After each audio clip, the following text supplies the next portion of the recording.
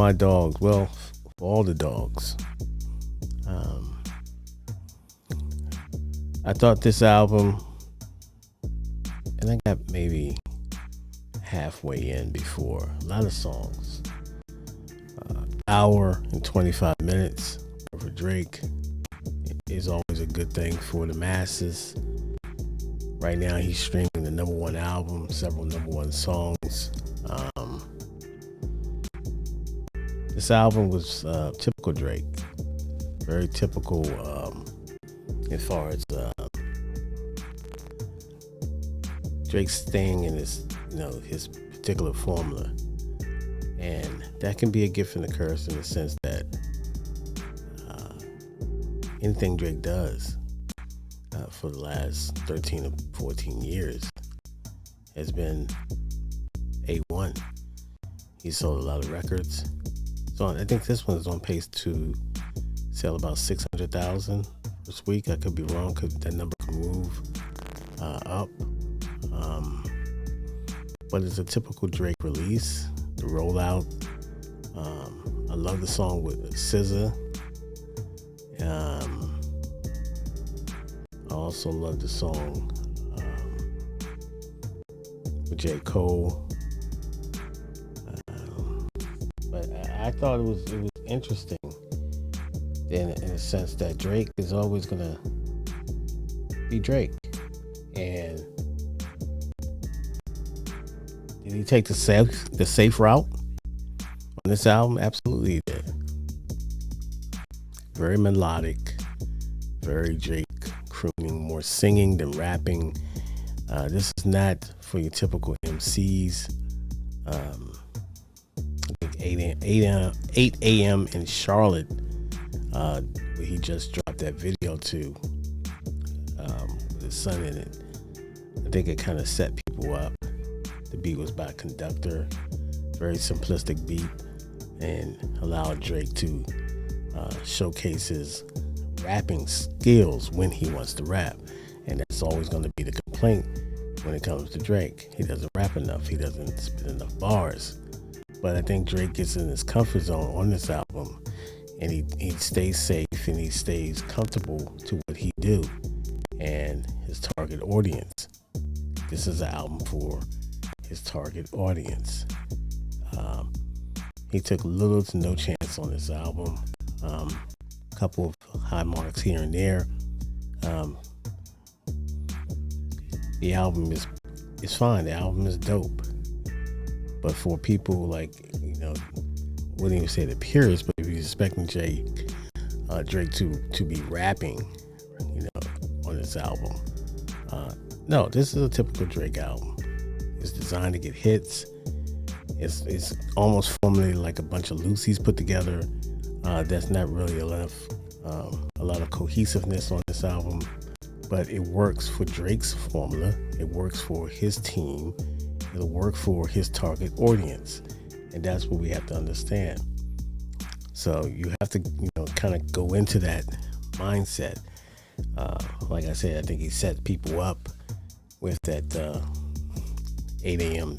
in Charlotte track. But that's what it is, a beautiful track with him and SZA. The I Don't Give a F track, I like that. So there was a few hits. There were a few songs on here that I dig. There's a few songs on here that I'm gonna revisit that hasn't really I haven't really gravitated to. But like I said, I'm not his audience that he's targeting, and so I'm trying to get into the zone where Drake is at. And maybe if I can put myself in that space where he's at on his album, I probably can understand and get into it a little bit more and enjoy it a little bit more. But I had a mindset coming in based on, again, 8 a.m. Charlotte. But I should have known.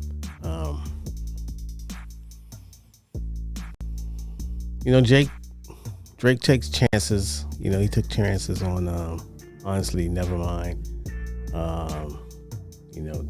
That was another album that people didn't really like. It's more of the club type music. And people, Drake was taking a chance on that. So he's gonna stay. His last album, Her Loss, I think kind of got people excited that he was getting back into the arena as far as rapping, and maybe he did. He'll, as far as this particular album right here, for All the Dogs, that he would kind of go into some more grimier beats and grimier lyrics, but that's not the case. At least right, on first listen. So, does it get me excited? It has its moments, and I'll revisit it. I think it does have a little replay value. It's typical Drake. Again, I know it's redundant. This is formula. I'm not the target audience, I know, but I can get into it. Like I said, it has its moments. I did kind of have some energy there, but for the most part, it's very melodic, very laid back. Drake, typical doing Drake things, crooning and singing and falsetting, and so he knows what he's doing, ladies and gentlemen. And now he's saying he's going to probably take a little break from music from here on out, but I don't know. I think he said something about his health, some type of health issues or whatever. I don't know, stomach issues or whatever. So take a break. Maybe it's you don't want to get an ulcer or anything like that. But these billionaires, man, they still have issues like any one of us. But this album is listenable. I would give it 3 stars. Like I said, I could see myself replaying it a couple of times, but it's still a lot. A lot of songs, 1 hour and 25 minutes. A lot of breakdown left to do on this album. A lot of stuff to digest and see, and just pick up little hidden gems that he have on the album. But I'm sure there is some. But at the same time, I can see a lot of people not really, feeling it because they want more, and that's what Drake. He becomes an enigma in that point where people want more, and they, Drake is Drake. So your anticipation of what you want him to do and what he wants to do is 2 different things. He's going to stay within his zone, his comfort zone, so to speak. And this was that album like this. This was a typical comfort zone album for Drake. And for the most part, he did his thing on it.